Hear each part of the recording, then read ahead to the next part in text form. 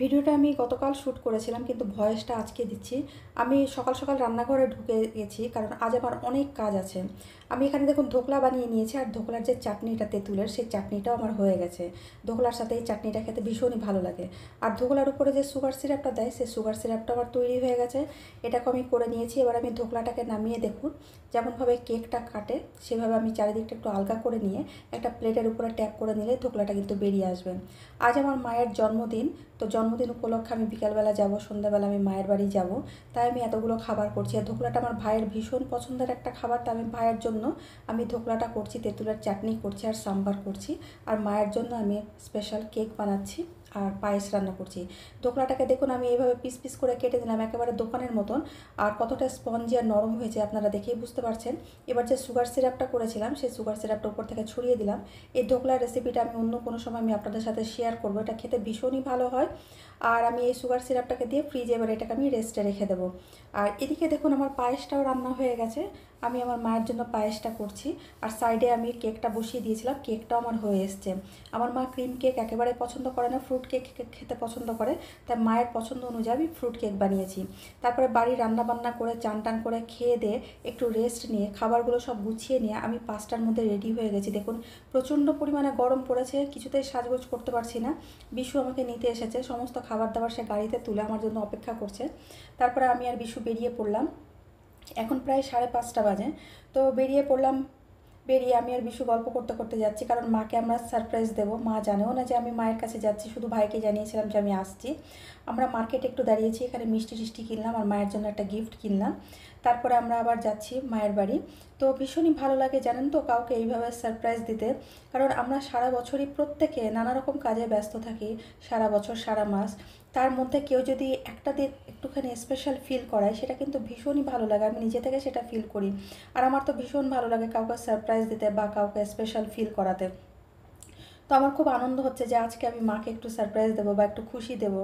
তো এইভাবে আমরা গল্প করতে করতে দেখুন পৌঁছে গেলাম আমার মায়ের বাড়ির যে স্ট্যান্ড, সেখানে পৌঁছে গেলাম। আর আমার বাপের বাড়ি তো আমি পৌঁছে গেলাম। তো দেখুন ভীষণই ভালো লাগছে আমার।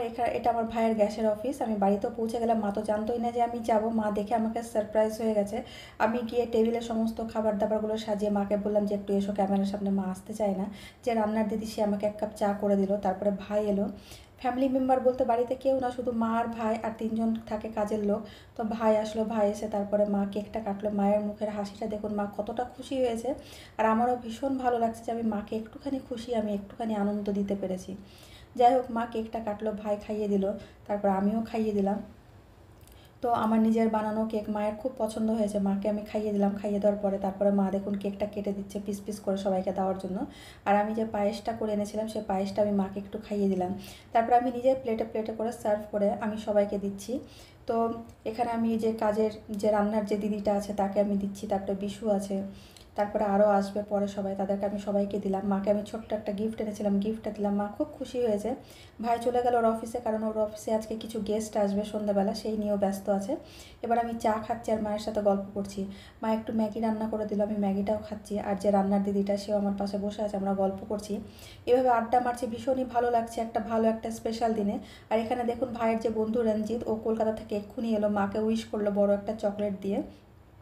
তা আমি বললাম যে আগে একটু খেয়ে নাও। আর ও একটু মোবাইলে আমাকে একটু ইউটিউব থেকে এটা ওটা দেখিয়ে দিচ্ছিল, সেটা আমি দেখছিলাম। তারপরে রঞ্জিতার সাথে যার বিয়ে ঠিক হয়েছে, তো তার সাথে মাকে পরিচয় করিয়ে দিল ভিডিও কলিংয়ে। সেও মাকে উইশ করলো আর আমার সাথে গল্প করলো। ভীষণই মিষ্টি মেয়ে। সে আমার কাছে দেখতে চাইলো কী কী এনেছি, আমি তাকে দেখালাম যে আমি কেক এনেছি, আরও কত কিছু এনেছি। যাই হোক, আমরা খুব আড্ডা মারলাম, অনেকটা সময় খুব ভালো করে কাটালাম। আমি আবার বাড়ি চলে যাব, কারণ বাড়িতে আমার হাজব্যান্ড আমার জন্য অপেক্ষা করছে। কদিন আগে এসে আমি ছিলাম কয়েকটা দিন, তাই এখন আমি আর থাকবো না। সবার শেষে জুয়েল এলো, এতক্ষণে রাত 9টা বেজে গেছে। জুয়েলকেও আমি একটু টিফিন দিলাম, কেক মিষ্টি সিঙ্গারা এসব দিলাম, ও খেলো। খেয়ে দিয়ে এবার আমার যাওয়ার টাইম হয়ে গেছে। মা বারবার বলছিল থেকে যাওয়ার জন্য, কিন্তু আমি থাকলাম না, কারণ আমাকে যেতে হবে। আমি জুয়েলকে বললাম এসব গাড়িতে উঠা, তারপরে আমি গাড়িতে উঠছি। তারপরে মাকে বলে টলে আমি গাড়িতে উঠে গেলাম। তো মনটা একটু খারাপও করছিল, কিন্তু তবুও কিছু করার নেই, বাড়ি তো যেতেই হবে। বাড়িতে আমার হাজব্যান্ড আমার জন্য অপেক্ষা করছে। আমার বাড়ি পৌঁছাতে পৌঁছাতে রাত প্রায় 10:30 বেজে গেছিলো। তো সারাদিন আজ অনেক কাজ করেছি, অনেক পরিশ্রম করেছি, অনেক রান্নাবান্না করেছি, কিন্তু তবুও আনন্দ হচ্ছে যে একটুখানি হলেও আমি আমার মাকে একটু খুশি দিতে পেরেছি। সকাল থেকে যা কিছু করেছি সব কিছুই আপনাদের সাথে শেয়ার করলাম। তাই ভিডিওটা কেমন হয়েছে অবশ্যই একটা কমেন্ট করে জানাবেন। আপনাদের একটা কমেন্ট কিন্তু আমাদের উৎসাহিত করে সামনে এগিয়ে যাওয়ার জন্য। ভালো লাগলে লাইক, শেয়ার, ফলো করে দেবেন। আমি আবার আসবো অন্য কোনো দিন অন্য কোনো ভিডিও নিয়ে। ততদিন আপনারা সবাই খুব ভালো থাকবেন, সুস্থ থাকবেন।